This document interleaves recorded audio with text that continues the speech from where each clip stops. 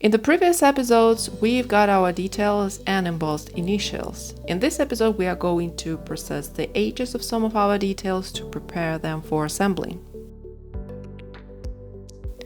First, we are going to use the creasing machine and put the line along the top edge of the front detail. There will be no stitching, so I believe the line will work just perfect. We could also apply it at all our edges and details, but I do not find it necessary at this project.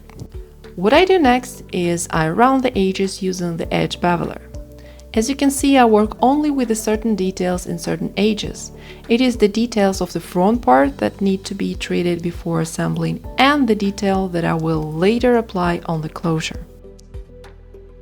The rest of the edges will be done when the front and the back part are stitched together, so it will be treated as a solid edge. Now it is time to polish the edges a bit, and for that I use sandpaper. The grit is about 300 and it works just fine for this letter. The procedure is helping to reduce the small angles on the edge that have left and to make the letter fiber rougher so later we can format it to the smooth surface. As soon as we are done with the polishing, we are going to the painting process. Perhaps it is correct to call it as dyeing, as we are going to use the dye stuff. This type is often used to dye vegetable tan leather. As you can see, it is liquid and easily soaks in. But we are working with the leather that has already been treated and has got the color, so we are going to dye only edges. I think that the dark brown is the right choice here. As you can see, the dye stuff easily soaks into the edges, and one after another I apply it at all edges we are working on.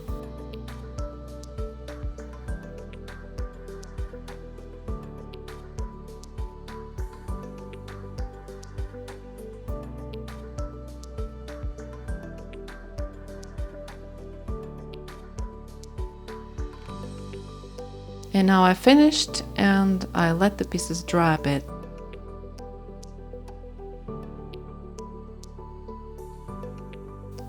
And when they are dry, I polish them with sandpaper again.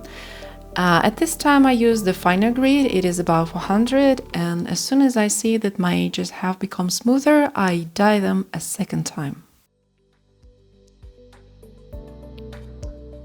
In that case, we do it only twice, as we have got the result we needed quickly, but sometimes you need to do it 3 or even more times.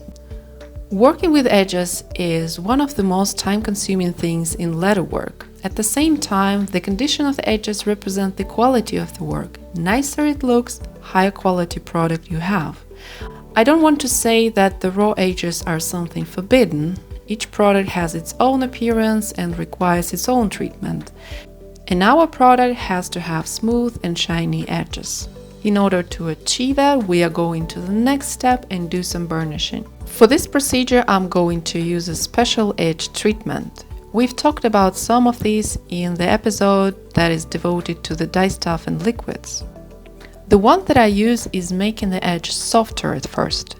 And when it's dried a bit, I start to burnish the edge with the burnishing tool.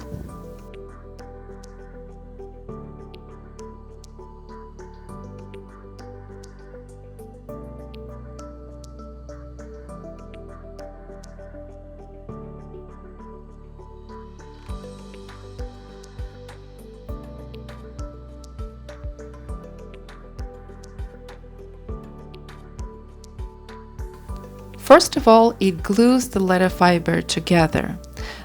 The shape of the burnishing tool makes the edge round and smooth, and the edge gets a nice shiny look.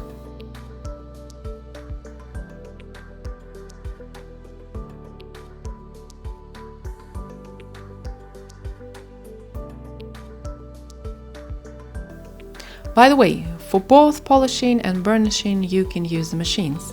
But in case you're a beginner, it is always better to do it by hand, so you can literally feel how letter edges can be formed. Here we have our letter pieces with those nice and shiny edges. Just look how beautiful it is. And we are moving to the next stage.